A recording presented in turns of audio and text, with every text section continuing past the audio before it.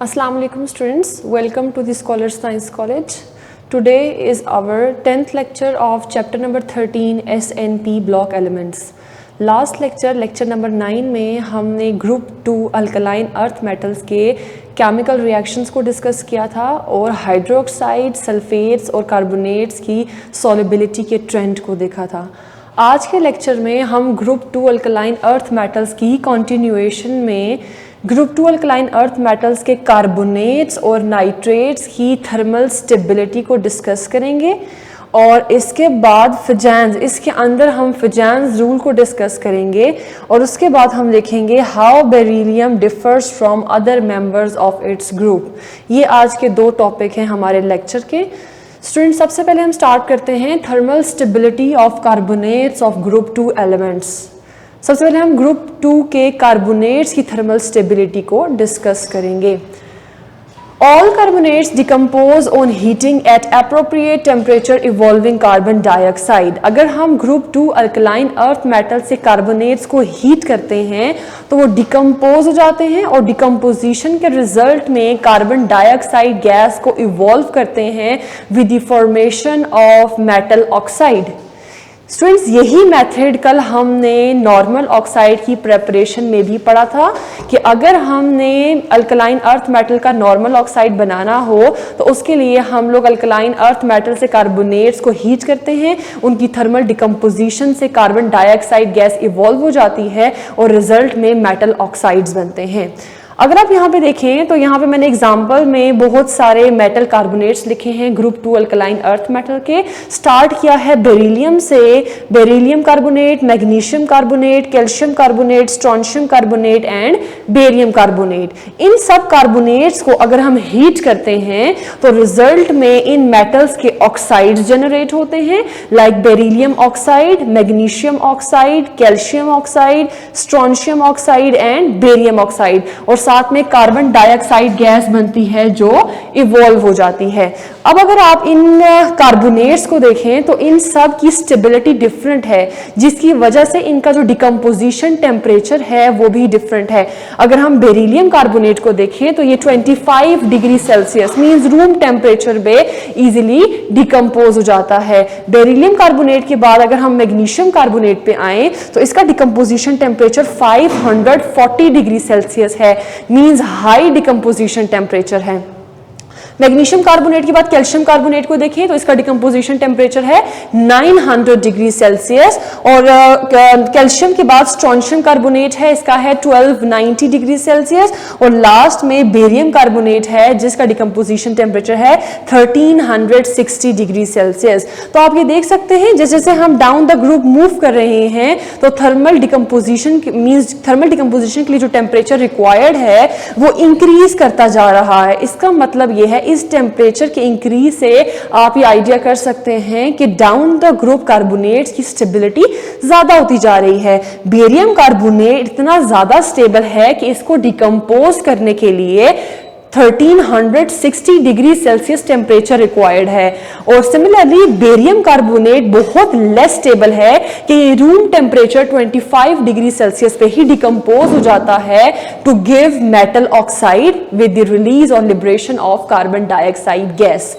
अब हम देखेंगे तो कि ट्रेंड क्या है जनरल कार्बोनेट्स की स्टेबिलिटी का ट्रेंड क्या है ग्रुप 2 अल्कलाइन अर्थ मेटल्स में। So stability of carbonates increases down the group. जब हम डाउन द ग्रुप मूव करते हैं अल्कलाइन अर्थ मेटल्स में तो कार्बोनेट्स की स्टेबिलिटी इंक्रीज करती जाती है। इसी वजह से हाई टेम्परेचर हमें रिक्वायर्ड होता है to decompose the carbonates of group 2 as we move down the group. अब देखते हैं रीजन, ऐसी क्या रीजन है जिसकी वजह से कार्बोनेट्स की जो डिकम्पोजिशन है या हम कहते हैं स्टेबिलिटी है, स्टेबिलिटी डाउन द ग्रुप क्यों इंक्रीज कर रही है। As we go down the group size of cation increases. जैसे जैसे हम डाउन द ग्रुप मूव करते हैं from beryllium to magnesium and then calcium, strontium and barium, तो मेटल का जो मेटल कैटॉइन है उसका साइज इंक्रीज करता जाता है। अब मेटल का साइज जितना बड़ा होगा तो मेटल कार्बोनेट में मेटल की बॉन्ड, अब यहाँ पे आप देख सकते हैं मेटल कार्बोनेट होता है MCO3, जिसमें मेटल डायरेक्टली अटैच होता है ऑक्सीजन एटम के साथ और ऑक्सीजन एटम फर्दर अटैच होता है CO2 के साथ। अब मेटल का साइज डाउन द ग्रुप जितना बड़ा होता जाएगा, एज अ रिजल्ट मेटल और ऑक्सीजन के दरमियान जो बॉन्ड है वो लॉन्गर होती जाएगी, और स्टूडेंट्स लॉन्गर बॉन्ड जो है वो वीकर होती है। तो डाउन द ग्रुप हम ये कहते हैं मेटल ऑक्सीजन बॉन्ड लॉन्ग होती जाएगी और वीक होती जाएगी, और जो ऑक्सीजन कार्बन बॉन्ड है ये शॉर्ट और स्ट्रॉन्ग होती जाएगी। और जितनी ऑक्सीजन कार्बन बॉन्ड शॉर्ट होगी और स्ट्रॉन्ग होगी, as a result stability of carbonate उतनी ही ज्यादा होगी, स्टेबिलिटी इंक्रीज कर जाएगी। तो हम ये कहते हैं कि down the group stability increase करती है, क्योंकि डाउन द ग्रुप मेटल का साइज इंक्रीज करने की वजह से मेटल ऑक्सीजन बॉन्ड लॉन्गर और वीकर होती जाती है, जबकि ऑक्सीजन कार्बन बॉन्ड शॉर्ट और स्ट्रॉन्गर होती जाती है। जितनी ऑक्सीजन कार्बन बॉन्ड स्ट्रॉन्गर होगी, स्टेबिलिटी उतनी ही ज्यादा होगी। ठीक हो गया। तो यहां से आपको ये आइडिया हो जाता है कि क्यों डाउन द ग्रुप जब हम मूव कर रहे हैं अल्कलाइन अर्थ मेटल में तो कार्बोनेट्स की स्टेबिलिटी ज्यादा हो रही है। अब जो बेरियम है उसका साइज अपने ग्रुप में सबसे लार्ज है। लार्ज साइज होने की वजह से बेरियम ऑक्सीजन बॉन्ड लॉन्ग और वीक है, जबकि ऑक्सीजन कार्बन बॉन्ड शॉर्ट और स्ट्रॉन्ग है, जिसकी वजह से बेरियम कार्बोनेट बहुत ज्यादा स्टेबल है और 1360 डिग्री सेल्सियस टेम्परेचर रिक्वायर्ड होता है बेरियम कार्बोनेट को डिकम्पोज करने के लिए। अब स्टूडेंट्स यहाँ पे हम दो टर्म्स बार बार रिपीट कर रहे हैं। एक हम रिपीट कर रहे हैं थर्मल स्टेबिलिटी और दूसरी रिपीट कर रहे हैं थर्मल डिकम्पोजिशन। तो इसका क्या रिलेशनशिप है एक्चुअली, थर्मल डिकम्पोजिशन या थर्मल स्टेबिलिटी क्या होती है? यहाँ पे आप लोग देखिए थर्मल स्टेबिलिटी का थर्मल डिकम्पोजिशन के साथ इनवर्स रिलेशनशिप है।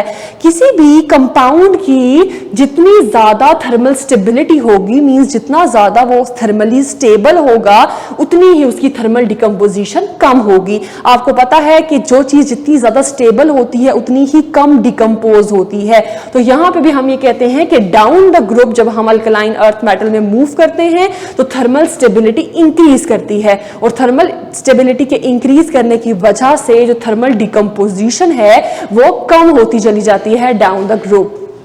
अब हम मूव करते हैं thermal stability of nitrates of group 2 elements. Group 2 के नाइट्रेट्स की स्टेबिलिटी को डिस्कस करते हैं कि whether they are thermally stable और नॉट।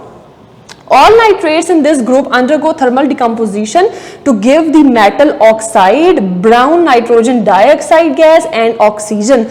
किसी भी नाइट्रेट को ले लें ग्रुप 2 में, लाइक आप मैग्नीशियम ले लें, कैल्शियम ले लें, स्ट्रोंशियम ले लें, किसी भी ग्रुप 2 नाइट्रेट को अगर आप लें, उसको हीट करें तो वो डिकम्पोज हो जाएगा, और डिकम्पोजिशन के रिजल्ट में ब्राउन कलर की गैस इवॉल्व होगी, that is nitrogen dioxide gas. साथ में ऑक्सीजन गैस इवॉल्व होगी और मेटल का ऑक्साइड बनेगा, that is normal oxide, metal का नॉर्मल ऑक्साइड जनरेट होगा। तो ये जो 3 कंपाउंड्स हैं ये बनते हैं due to the decomposition of nitrates of group 2 elements. अब इनकी डिकम्पोजिशन वन बाय वन देखें तो यहां पे मैंने एग्जांपल कोट की है मैग्नीशियम नाइट्रेट की। जब हम मैग्नीशियम नाइट्रेट को हीट करते हैं तो ये डिकम्पोज हो जाता है मैग्नीशियम ऑक्साइड में with the release of brown nitrogen dioxide gas and oxygen gas. Similarly आप वन बाय वन देखते जाए तो कैल्शियम की डिकम्पोजिशन भी ऐसी है, कैल्शियम नाइट्रेट की, स्ट्रोंशियम नाइट्रेट की डिकम्पोजिशन भी सेम है और बेरियम नाइट्रेट की डिकम्पोजिशन भी सेम है। इनमें से किसी भी नाइट्रेट को आप थर्मली डिकम्पोज करें तो रिजल्ट में आपके पास मेटल का ऑक्साइड बनेगा, साथ में brown nitrogen dioxide gas evolve होगी with the release of oxygen gas. अब आप ट्रेंड देखते हैं कि ट्रेंड क्या है, क्यों, किस तरह से थर्मल स्टेबिलिटी इंक्रीज कर रही है, क्या डाउनवर्ड थर्मल स्टेबिलिटी इंक्रीज कर रही है या डिक्रीज कर रही है।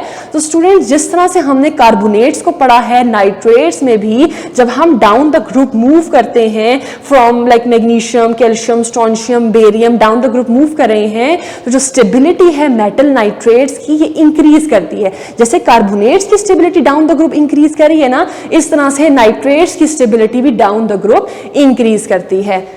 अब यहाँ पे एक पॉइंट है और वो पॉइंट ये है कि जो मैग्नीशियम नाइट्रेट और कैल्शियम नाइट्रेट हैं, इन दोनों ये आयनिक कंपाउंड है, सॉल्ट्स की फॉर्म में एग्जिस्ट करते हैं। तो जो मैग्नीशियम कार्बोनेट का सॉल्ट होता है और जो कैल्शियम कार्बोनेट का सॉल्ट होता है, इनके वाटर ऑफ क्रिस्टलाइजेशन होते हैं। वाटर ऑफ क्रिस्टलाइजेशन का मतलब है कुछ वाटर मॉलिक्यूल इनके फॉर्मूला में प्रेजेंट होते हैं और ये अपने ही वाटर ऑफ क्रिस्टलाइजेशन में डिसॉल्व हो जाते हैं और डिसॉल्व होकर एक कलरलेस सोल्यूशन देते हैं। तो हम कहते हैं magnesium and calcium have their own water of crystallization and the solid may dissolve in its own water of crystallization to make a colorless solution before it start to decompose। तो magnesium और calcium के water of crystallization हैं, तो हम इनको इस तरह से रिप्रेजेंट करते हैं। For example calcium nitrate CaNO3 dot XH2O। अब जो X है डिपेंड करता है कितने वाटर ऑफ मॉलिक्यूल इसके साथ अटैच हैं। 2 वाटर मॉलिक्यूल्स भी अटैच हो गए, इससे ज्यादा वाटर मॉलिक्यूल्स भी अटैच हो जाएंगे,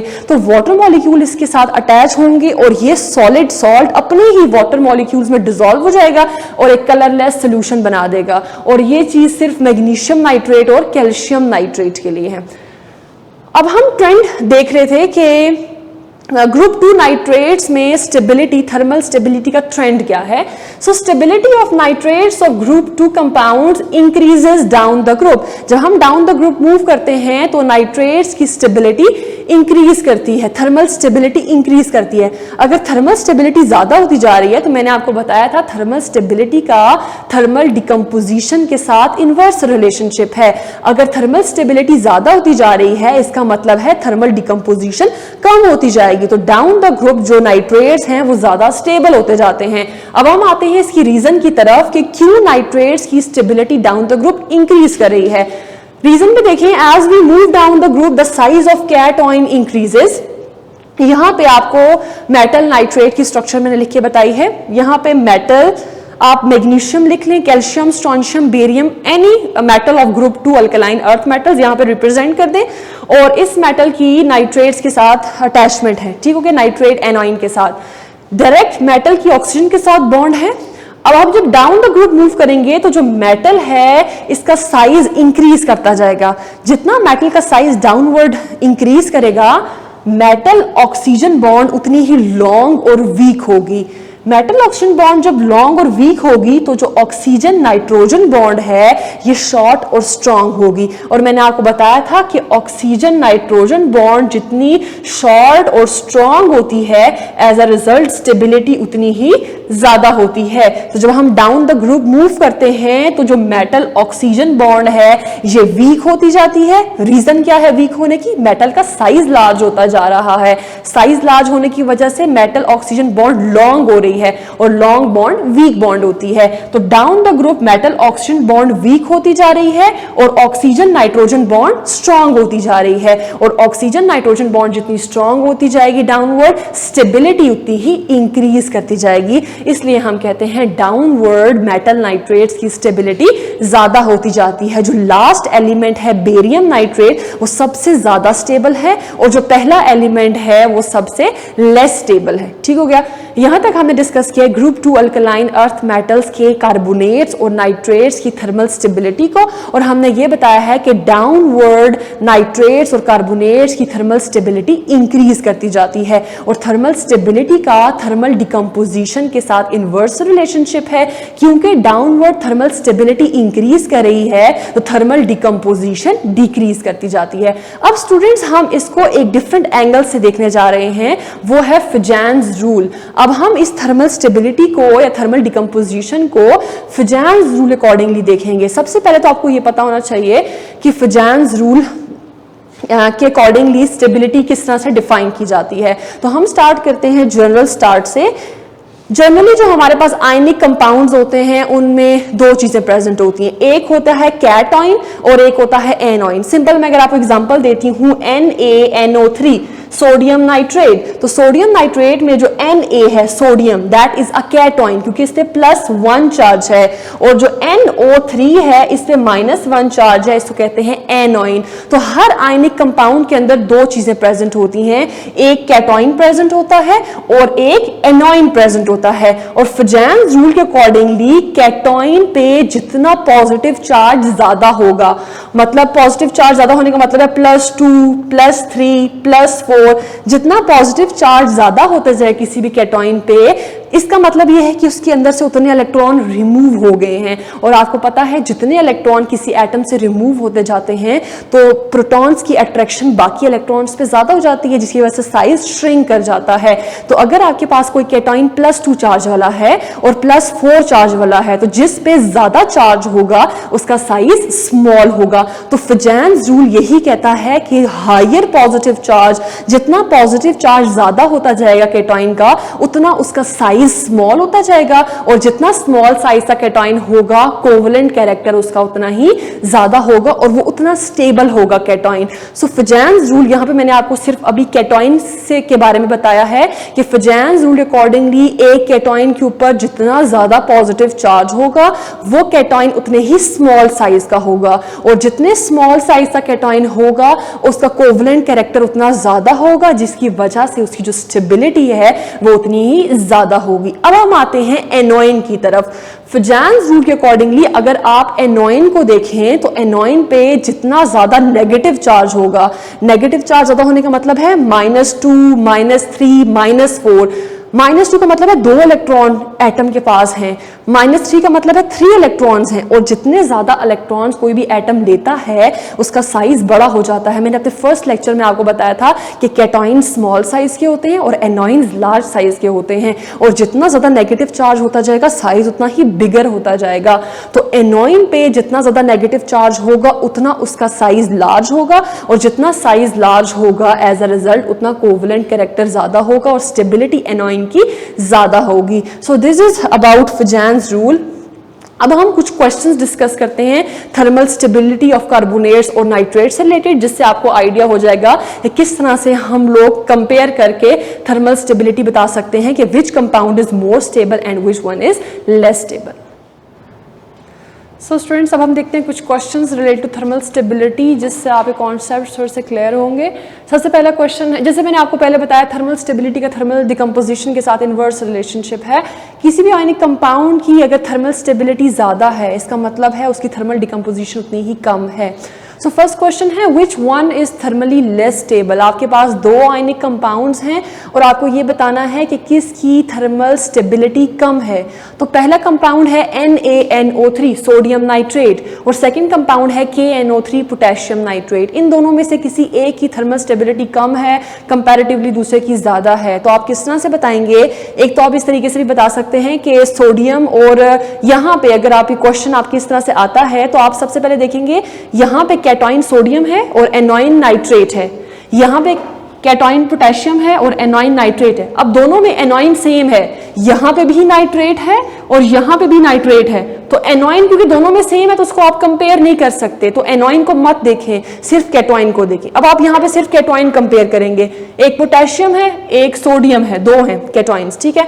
अब दोनों के साइज को कंपेयर करें, किसका साइज स्मॉल है और किसका लार्ज है। पोटेशियम और सोडियम दोनों पे +1 चार्ज होता है क्योंकि दोनों ग्रुप 1 के मेंबर हैं। सोडियम भी ग्रुप 1 का मेंबर है, +1 चार्ज, पोटेशियम भी ग्रुप 1 का मेंबर है, +1 चार्ज। दोनों के साइज को कंपेयर करें तो सोडियम ऊपर आता है ग्रुप में और पोटेशियम डाउन, उससे नीचे वाले शेल, उससे नीचे वाले पीरियड में जो है पोटेशियम आता है। तो जब हम डाउन द ग्रुप मूव करते हैं तो साइज इंक्रीज करता है, इसका मतलब है पोटेशियम का साइज लार्ज है और सोडियम का साइज जो है वो स्मॉल है। अब यहाँ पे लिख लें कि सोडियम जो है वो स्मॉल साइज का है और पोटेशियम जो है वो लार्ज साइज का है। अब देखें सोडियम में क्योंकि साइज बड़ा है, सोडियम का साइज जो है वो स्मॉल है एज कम्पेयर टू पोटेशियम, तो स्मॉल साइज होने की वजह से सोडियम की जो ऑक्सीजन के साथ बॉन्ड है ये शॉर्ट और स्ट्रॉन्ग है, जबकि ऑक्सीजन की नाइट्रोजन के साथ बॉन्ड लॉन्ग और वीक है। तो सोडियम के नाइट्रेट के केस में जो ऑक्सीजन नाइट्रोजन बॉन्ड है ये वीक है, ठीक हो गया। अब पोटेशियम के केस में आ जाएं तो पोटेशियम का साइज सोडियम से, क्योंकि सोडियम से नीचे प्रेजेंट है पोटेशियम, तो इसका साइज लार्ज है। तो साइज लार्ज होने की वजह से पोटेशियम ऑक्सीजन बॉन्ड लॉन्गर और वीकर है, जबकि ऑक्सीजन नाइट्रोजन बॉन्ड शॉर्ट और स्ट्रॉन्ग है। अब आप ये देख सकते हैं कि सोडियम नाइट्रेट के केस में ऑक्सीजन नाइट्रोजन बॉन्ड वीक है और पोटेशियम नाइट्रेट के केस में ऑक्सीजन नाइट्रोजन बॉन्ड स्ट्रॉन्ग है। और जितनी ऑक्सीजन नाइट्रोजन बॉन्ड स्ट्रॉन्ग होती है, नाइट्रेट्स की स्टेबिलिटी उतनी ही ज्यादा होती है। इसका मतलब है कि जो पोटेशियम नाइट्रेट है ये मोर स्टेबल है और जो सोडियम नाइट्रेट है ये लेस स्टेबल है। तो आपसे क्वेश्चन पूछा गया है which one is thermally less stable, so answer is sodium nitrate is thermally less stable. और अगर इसकी थर्मल स्टेबिलिटी कम है, इसका मतलब क्या है, इसकी थर्मल डिकम्पोजिशन ज्यादा है। ठीक हो गया। सो नेक्स्ट क्वेश्चन की तरफ मूव करते हैं। नेक्स्ट क्वेश्चन है which one is thermally less stable. One is magnesium carbonate and another one is calcium carbonate. इस एग्जाम्पल के अंदर अगर आप देखें तो कैटॉइन डिफरेंट है, एक के अंदर कैटॉइन मैग्नीशियम है, दूसरे के अंदर कैल्शियम है, लेकिन एनॉइन सेम है। इसके अंदर भी एनॉइन कार्बोनेट है और इसके अंदर भी एनॉइन कार्बोनेट है। तो आप एनॉइन को इग्नोर करें, सिर्फ कैटॉइन को देखें। ठीक हो गया। अब एक मैग्नीशियम है, एक कैल्शियम है। मैग्नीशियम भी ग्रुप 2 का है, इस पे +2 चार्ज है। कैल्शियम भी ग्रुप 2 का है, इस पे भी +2 चार्ज है। दोनों पे चार्ज सेम है, दोनों कैटॉइंस के सेम चार्ज हैं। तो अब आप इनके साइज को कंपेयर करें। जब हम डाउनवर्ड मूव करते हैं तो साइज इंक्रीज करता है। सो मैग्नीशियम के बाद कैल्शियम आता है, इसका मतलब है मैग्नीशियम का साइज जो है वो स्मॉल है और कैल्शियम का साइज जो है वो लार्ज है। अब स्टूडेंट्स, क्योंकि मैग्नीशियम का साइज स्मॉल है तो मैग्नीशियम ऑक्सीजन बॉन्ड शॉर्ट और स्ट्रॉन्ग है, जबकि ऑक्सीजन कार्बन बॉन्ड लॉन्ग और वीक बॉन्ड है। ठीक हो गया। सब हम कैल्शियम पे आते हैं। कैल्शियम का साइज मैग्नीशियम से लार्ज होता है, तो लार्ज साइज होने की वजह से कैल्शियम ऑक्सीजन बॉन्ड लॉन्ग और वीक है और कंपैरेटिवली ऑक्सीजन कार्बन बॉन्ड जो कैल्शियम कार्बोनेट में है ये शॉर्ट और स्ट्रॉन्ग बॉन्ड है। अब आप दोनों को कंपेयर करें, एक है मैग्नीशियम कार्बोनेट, एक है कैल्शियम कार्बोनेट। मैग्नीशियम कार्बोनेट में ऑक्सीजन कार्बन बॉन्ड वीक है, कैल्शियम कार्बोनेट में ऑक्सीजन कार्बन बॉन्ड स्ट्रॉन्ग है। और ऑक्सीजन कार्बन बॉन्ड जितनी स्ट्रॉन्ग होती है, स्टेबिलिटी उतनी ही ज्यादा होती है। इसका मतलब है कैल्शियम कार्बोनेट मोर स्टेबल है और मैग्नीशियम कार्बोनेट लेस स्टेबल है। और क्वेश्चन में आपसे पूछा गया था कि which one is thermally less stable, इसका मतलब है answer is magnesium carbonate. Magnesium carbonate thermally less stable है और क्योंकि ये थर्मली लेस स्टेबल है इसलिए इसकी थर्मल डिकम्पोजिशन ज्यादा होगी, क्योंकि जिसकी थर्मल स्टेबिलिटी कम होती है उसकी थर्मल डिकम्पोजिशन ज्यादा होती है। सो स्टूडेंट्स, यहां पे हमारा ये टॉपिक खत्म हो गया स्टेबिलिटी का। आज का हमारा लास्ट टॉपिक है how beryllium different from other members of its group. आपको पता है कि ग्रुप 2 अल्कलाइन अर्थ मेटल का पहला एलिमेंट बेरिलियम है। बेरिलियम के बाद मैग्नीशियम आता है, calcium, strontium and then barium. ये सारे elements group 2 alkaline earth metals के हैं। अब पहला एलिमेंट है बेरिलियम। जब मैंने आप लोगों को एटॉमिक प्रॉपर्टीज पढ़ाई थी तो उसमें मैंने आप लोगों को बताया था कि जब हम डाउन द ग्रुप मूव करते हैं तो एटॉमिक साइज इंक्रीज करता है। तो सबसे स्मॉल साइज किसका होगा? पहले एलिमेंट का, और वो कौन सा है? बेरिलियम। इसका मतलब है बेरिलियम का वेरी स्मॉल साइज। बाकी ग्रुप के कंपैरेटिवली बेरिलियम का साइज सबसे स्मॉल है। दूसरी बात मैंने आपको बताई थी कि जब हम डाउन द ग्रुप मूव करते हैं तो अफेक्टिव न्यूक्लियर चार्ज डिक्रीज करता है, जिसकी वजह से जो इलेक्ट्रोनेगेटिविटी है वो भी डिक्रीज करती है। तो सबसे ज्यादा इलेक्ट्रोनेगेटिविटी किसकी होगी? जो फर्स्ट एलिमेंट होगा, और वो एलिमेंट बेरिलियम है। सो बेरिलियम हैव हायर इलेक्ट्रोनेगेटिविटी। ये 2 पॉइंट्स ऐसे हैं जो बेरिलियम को अपने ग्रुप के बाकी मेंबर से डिफरेंट कर देते हैं। सो पहली बात आपने याद रखनी है इट्स वेरी स्मॉल साइज, और सेकंड पॉइंट आपने याद रखना है इट्स हायर इलेक्ट्रोनेगेटिविटी। ये 2 बातें हैं जो बेरिलियम को डिफरेंट बना रही हैं। अब हम देखते हैं कि बेरिलियम किस तरह से डिफरेंट है अपने ग्रुप के बाकी मेंबर्स के कंपैरेटिवली। सबसे पहला पॉइंट है हार्डनेस। बेरिलियम क्योंकि स्मॉल साइज है, इसके अंदर न्यूक्लियर अट्रैक्शन ज्यादा है, तो जो एटम्स हैं बेरिलियम के, बेरिलियम क्योंकि मेटल है तो मेटेलिक लेटिस के अंदर एटम्स क्लोजली पैक्ड हैं, उनकी जो पैकिंग है वो बहुत अच्छी है, और पैकिंग जितनी ज्यादा होती है स्टेबिलिटी उतनी ही ज्यादा होती है और हार्डनेस भी ज्यादा होती है। तो जो बेरिलियम है वो हार्ड है, जबकि बेरिलियम के अलावा जितने भी बाकी एलिमेंट्स हैं इस ग्रुप के वो सॉफ्टर हैं as compare to beryllium. So beryllium की एक पहली डिफरेंट प्रॉपर्टी ये है कि due to its very small size it is compact and is very hard. Second point है melting point and boiling point. Melting boiling point आपको पता है इंटर एटॉमिक फोर्सेस पे डिपेंड कर रहा है। बेरिलियम का स्मॉल साइज है, न्यूक्लियर अट्रैक्शन ज्यादा है, इंटर एटॉमिक फोर्सेस स्ट्रांग हैं और उन स्ट्रांग फोर्सेस को ब्रेक करने के लिए ज्यादा एनर्जी रिक्वायर्ड है। सो बेरिलियम हार्ड है, हायर डेंसिटी है इसकी, इसलिए इसका जो मेल्टिंग बॉइलिंग पॉइंट है वो भी ज्यादा है as compare to other members of group. बाकी जितने भी मेंबर्स हैं उनका मेल्टिंग बॉइलिंग पॉइंट कम है। बेरिलियम का स्मॉल साइज होने की वजह से फोर्सेस स्ट्रांग है, न्यूक्लियर अट्रैक्शन ज्यादा है, इसलिए इसका मेल्टिंग और बॉइलिंग पॉइंट भी हायर है।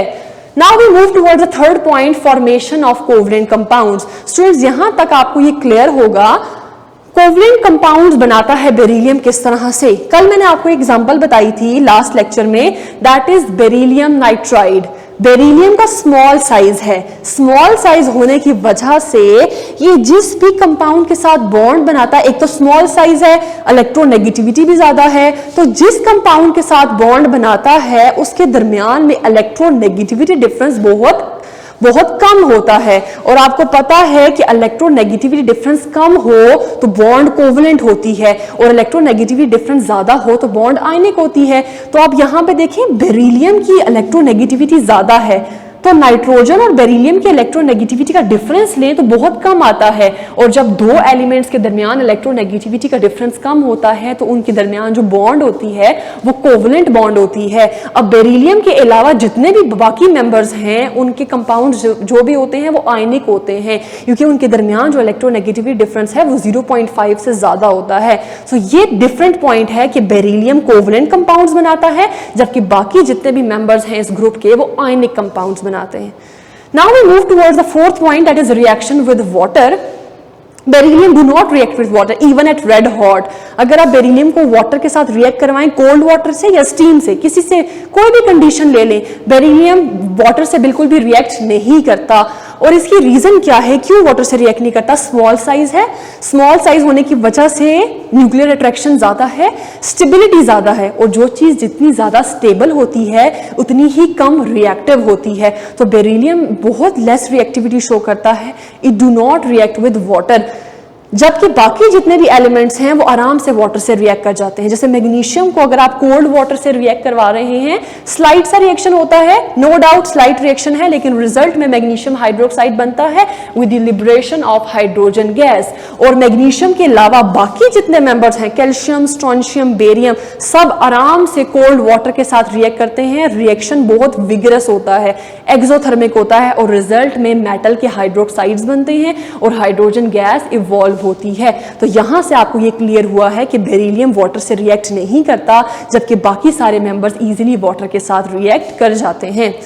स्टूडेंट्स, फिफ्थ पॉइंट है रिएक्शन विद हाइड्रोजन। बेरिलियम की क्योंकि रिएक्टिविटी कम है, so it do not react with hydrogen, ये हाइड्रोजन के साथ रिएक्ट नहीं करता डायरेक्टली। अगर हमने बेरिलियम के हाइड्राइड्स बनाने हैं तो हम अगर बेरिलियम को डायरेक्टली हाइड्रोजन के साथ रिएक्ट करवाएं तो ये डायरेक्टली रिएक्ट करके हाइड्राइड्स नहीं बनाता, बल्कि इनडायरेक्टली रिएक्ट करता है। ठीक है, बाकी सारे मेंबर्स डायरेक्टली हाइड्राइड्स बनाते हैं, बेरिलियम डायरेक्ट रिएक्शन में हाइड्राइड नहीं बनाता। और जो इंपॉर्टेंट पॉइंट है वो ये है कि अगर हम बेरिलियम का इनडायरेक्ट हाइड्राइड बनाते हैं तो वो हाइड्राइड आयनिक नेचर का होता है, सॉरी कोवलेंट नेचर का होता है, क्योंकि बेरिलियम जो है उसकी और हाइड्रोजन के दरमियान में इलेक्ट्रोनेगेटिविटी डिफरेंस इतना ज्यादा नहीं होता। उसकी वजह से जो बेरिलियम का हाइड्राइड है वो कोवलेंट होता है, जबकि बेरिलियम के अलावा जितने भी मेंबर हैं इस ग्रुप के, उसके जो हाइड्राइड्स होते हैं वो आयनिक नेचर के होते हैं। So moving towards the next point is reaction with alkali. Alkali bases को कहते हैं, ठीक है। सो अगर आपको याद हो कल के लेक्चर में मैंने बताया था कि जो बेरिलियम है वो एम्फोटेरिक नेचर का होता है। एम्फोटेरिक ऐसे कंपाउंड्स को बोलते हैं जो एज अ एसिड भी एक्ट करते हैं और एज अ बेस भी एक्ट करते हैं। अब बेरिलियम एम्फोटेरिक होने की वजह से आराम से अल्कली मीन सोडियम हाइड्रोक्साइड के साथ रिएक्ट करता है और रिजल्ट में बेरिलेट्स बनाता है, NaBeO2 बेरिलेट्स, और साथ में हाइड्रोजन गैस इवॉल्व होती है। अगर आप बेरिलियम को कंपेयर करें बाकी ग्रुप के मेंबर्स के साथ तो बाकी मेंबर्स बिल्कुल भी अल्कली से रिएक्ट नहीं करते। क्यों नहीं रिएक्ट करते? क्योंकि बाकी जितने भी मेंबर्स हैं बेरिलियम के अलावा वो बेसिक हैं और बेसिक कंपाउंड्स बेस से रिएक्ट नहीं करते।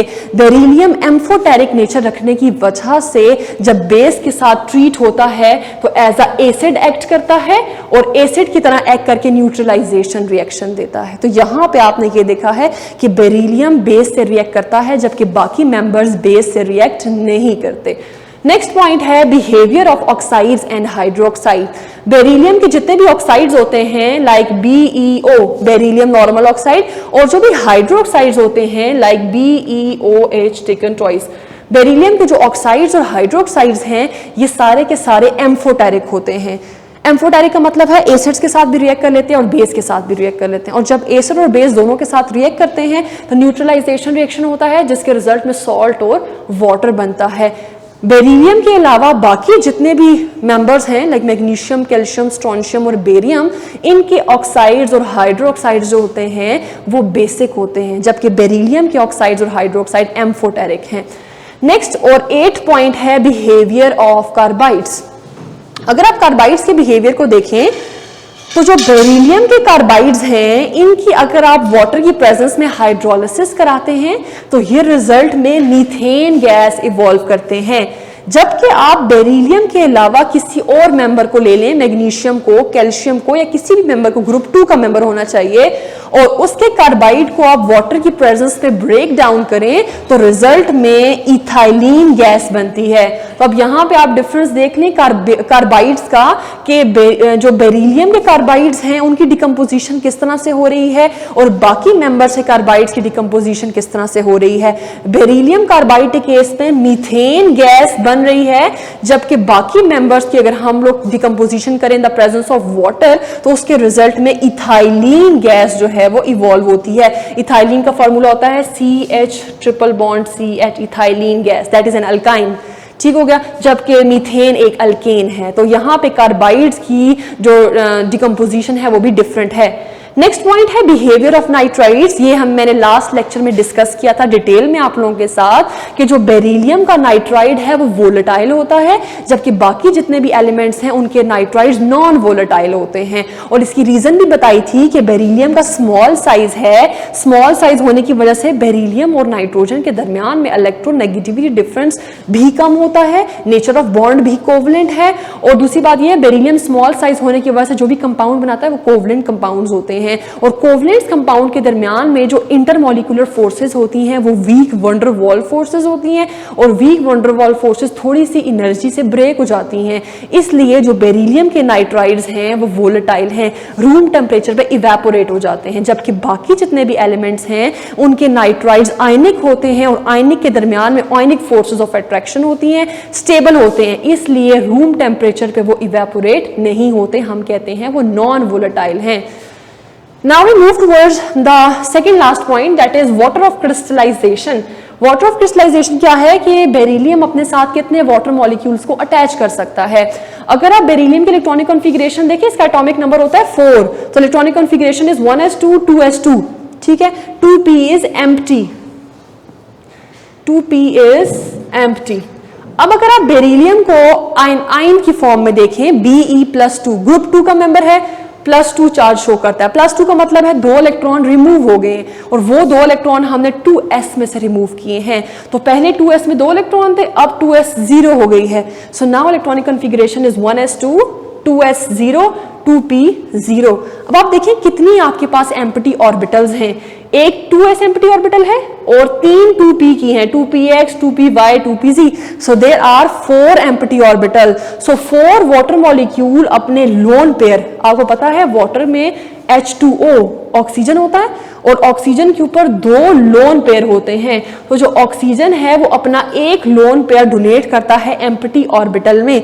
तो यहाँ पे 4 वाटर मॉलिक्यूल 4 ऑर्बिटल्स में अपना एक एक लोन पेयर डोनेट करेंगे और हम कहेंगे कि बेरिलियम की वाटर ऑफ क्रिस्टलाइजेशन क्या है, 4 है। 4 वाटर मॉलिक्यूल को ये अपने साथ अटैच कर सकता है, जबकि बेरिलियम के अलावा जितने भी बाकी मेंबर्स हैं उनके water of crystallization greater than 4 हैं।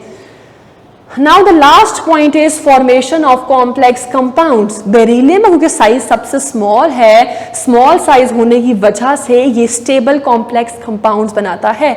कॉम्प्लेक्स कंपाउंड्स आप इंशाल्लाह नेक्स्ट चैप्टर में डिटेल से डिस्कस करेंगे। कॉम्प्लेक्सेस वो होते हैं जिसमें एक सेंट्रल मेटल होती है और मेटल के साथ इलेक्ट्रॉन डोनेटिंग ग्रुप्स अटैच होते हैं। जैसे ये Be बेरिलियम यहाँ पे सेंट्रल मेटल है और इस सेंट्रल मेटल के साथ यहाँ पे 3 फ्लोराइड्स अटैच हैं जो इसको अपने इलेक्ट्रॉन्स दे रहे हैं और यहाँ पे 2 फ्लोराइड्स अटैच हैं। और ये जो स्क्वायर ब्रैकेट्स होती हैं इनको हम कोऑर्डिनेशन स्फीयर कहते हैं। हमेशा कॉम्प्लेक्स कंपाउंड को इन स्क्वायर ब्रैकेट्स में लिखते हैं। तो अगर आपको कोई कंपाउंड बताया जाएगा जो इस तरह की स्क्वायर ब्रैकेट्स में लिखा हुआ होगा तो आपको पता चल जाना चाहिए कि ये कॉम्प्लेक्स कंपाउंड्स है। ये कॉम्प्लेक्स कंपाउंड को हम स्क्वायर ब्रैकेट्स में लिखते हैं, जैसे कि BeF3-1 this is a complex compound. और बेरिलियम क्यों कॉम्प्लेक्स कंपाउंड बनाता है आराम से, क्योंकि स्मॉल साइज होने की वजह से इसके जितने भी कॉम्प्लेक्सेस होते हैं वो स्टेबल होते हैं, जबकि बाकी जितने भी एलिमेंट्स हैं वो स्टेबल कॉम्प्लेक्सेस जनरेट या नहीं बनाते स्टेबल कॉम्प्लेक्सेस।